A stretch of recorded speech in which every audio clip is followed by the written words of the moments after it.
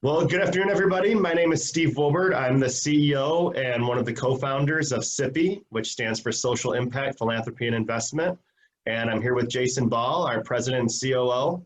And we're going to talk a little bit about the history of SIPI, how we make impact and the impact that we've made to date, why we think Flint is a uniquely positioned place to expand and be a catalyst for social enterprise for legacy cities and that can be replicated across the country, and how you can get involved. Really looking forward to having this time with you, and thank you so much to our amazing mentors, Pamela and Marlene, for all their help and walking with us on this journey. So a little bit of background and history on how we got to where we are today. We were founded in 2015 after I was working in corporate social responsibility in the Flint community. And what we noticed is that there were these great ideas and opportunities to make impact, but the grassroots leaders needed a little bit of alignment and organization to accomplish their mission. We didn't need more capital, we didn't need more cash. And so we secured some investment to start doing these back-end services for grassroots social entrepreneurs. And in 2015, we secured our first contract. From there, we really evolved and learned a lot of lessons. And then in bringing Jason on in 2016, we were able to expand our capacity, build out some significant policies and procedures, and start to figure out the impact that we could make in the community. That led to a significant contract with a local foundation, the Ruth Mott Foundation, in the fall of 2016. And then in 2017, we were approached about doing some workforce training, in particular for local high school students who were interested in getting into the field of technology. And we launched that work in 2017. So over the past 3 to 4 years, we've really kind of refined who we are, and our work with the grassroots organizations and also individuals who are looking to change their situation. We really feel like our mission that we've come up with today, in particular working through this program, is to empower people and organizations to do great things. And I'll turn it over to Jason to talk about how we do that today. Sure, thanks, Steve. So we really focus on 3 things, regardless of the kind of work that we're doing. The first is that we really want to be sure that there's shared success between us and the client, whether that's working with grassroots social enterprises or if it's doing workforce development. We want to be sure that if the person we're working with is successful, that we're also successful, and vice versa. And so as part of that, we're really focused on results, not just deliverables. So we want to be sure that when we do work, we're driving impact and change, and being sure the organizations we're serving see that success in their daily work. And then regardless of what we do as well, our solutions are always focused on building trust. So when working with grassroots nonprofits and social enterprises, many a times have been through other consultants or have seen other people come in and offer help. It's important that we really demonstrate that we're going to do what we say we're going to do, and continue to, fulfill our role and our mission with that organization every time. Through that, we really focus on 2 things: our social enterprise services, where we're doing those back office kind of tasks, ensuring that we have policies and procedures, that we're tracking data and impact and continuously making improvements to programs and services, the things that oftentimes kind of bog down visionary leaders and people that really love just working with people or working on their innovation thing they're passionate about. And then in workforce training, we really try to focus on working with not just sort of typical workforce training governmental agencies, but also directly with private employers, to really provide them the benefit of training their employees, improving employee retention, and like Steve mentioned, also providing access to technology careers for high school students. So since 2016, we're really proud of the impact we've been able to make with the organizations we serve. We've increased annual budgets for our partner organizations by 111% year over year. We've secured over $7 million in grants and revenue for our clients and partners. And most importantly, the people we work through our work, over 13,000 lives are impacted each year in Flint. So since we've started, we've really increased our revenue and our activity. So when we started the first year, we brought in just a little over $10,000 in revenue, up through in 2018, where we brought in a little over $550,000.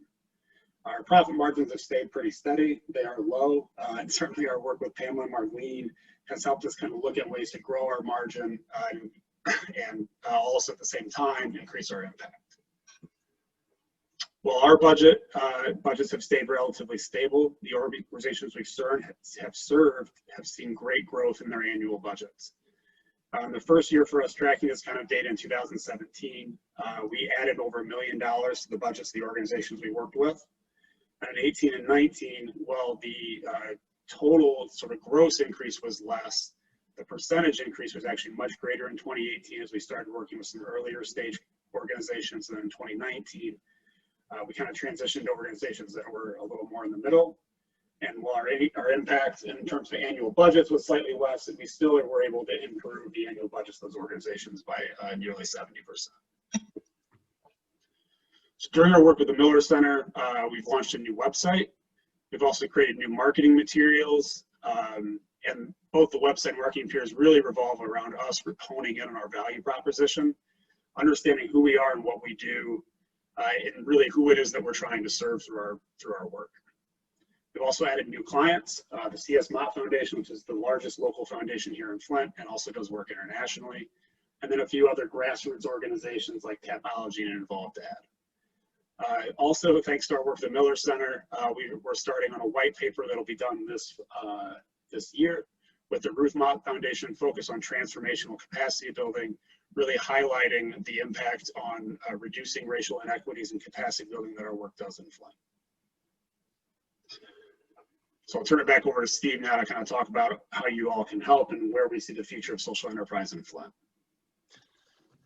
Thanks, Jason. So we're really, really proud of, the work that we did, and we kind of took a gamble when we thought that, these concepts around social enterprise could really make a significant impact in a place like Flint.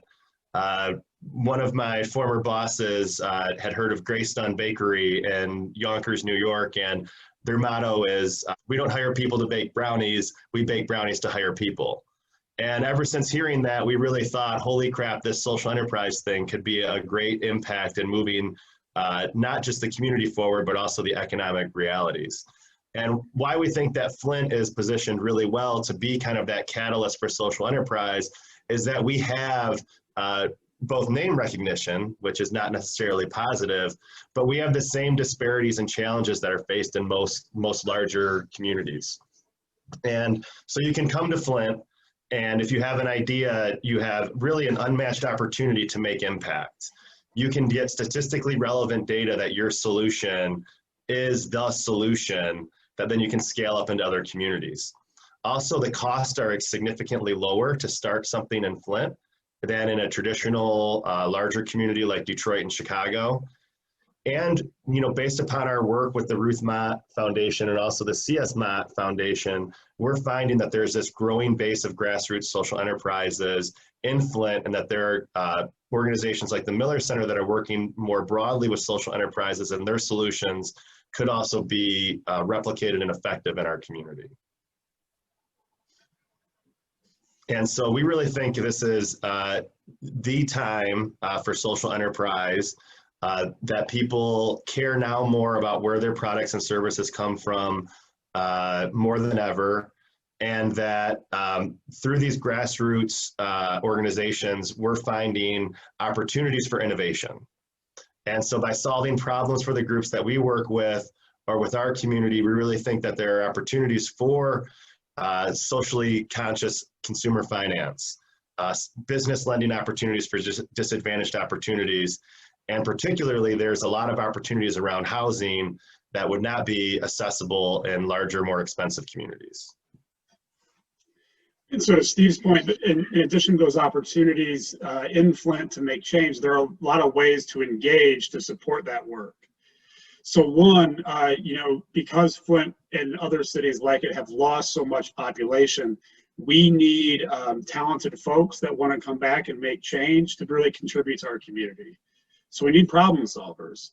If you have a problem, whether it's one of those that Steve just talked about or something else that you're passionate about, that you see impacting cities and particularly disadvantaged populations in the U.S., there's a good chance that Flint struggles with that problem, and it might make a really great test bed to demonstrate an opportunity to drive impact.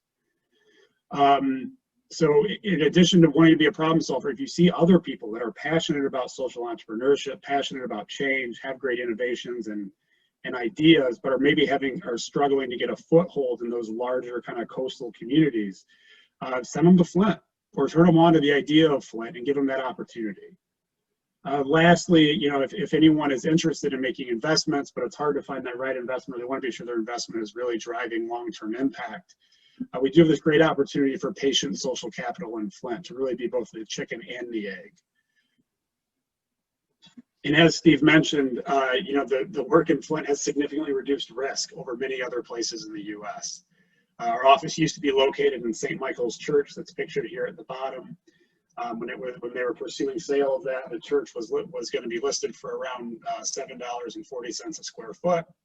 A similar church for sale in Santa Clara runs $253 a square foot.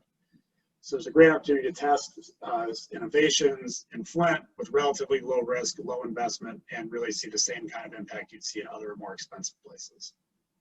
Thank you again for the opportunity to be a part of this tremendous Pathways Out of Poverty program. Once again, I'd like to thank Jeff for all of his support, and Pamela and Marlene. And we really hope that that video is what you remember about Flint and our work, because it really is about the Noahs of the world, is why we do what we do.